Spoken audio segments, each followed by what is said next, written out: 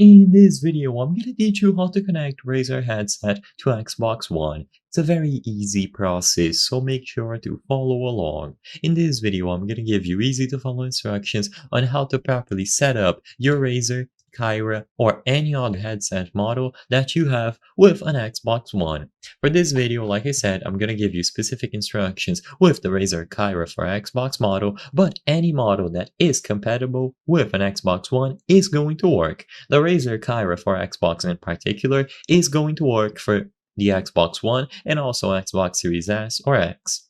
So for this particular model, all that you have to do is synchronize it with your Xbox. So to do this, power on the headset, and once the headset has been sufficiently powered with enough battery, you will be able to connect it to the console. If you still need to charge it, plug it into any available power source using the Type-C to Type-A USB cable. Once it is sufficiently charged, all that you have to do is pair your headset to the console. To do this, press the connect button on your console. So on this particular Xbox One model, it is at the left. So immediately upon pressing this connect button, you will be able to pair the headset. So press and hold the power button until the status indicator is briefly lit. You will also hear a tone play.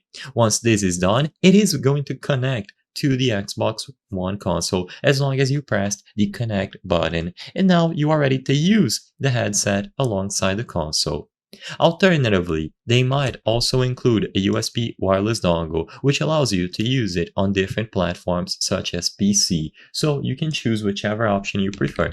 But for Xbox, it's as simple as pressing the connect button while the headset is turned on and in pairing mode with sufficient battery.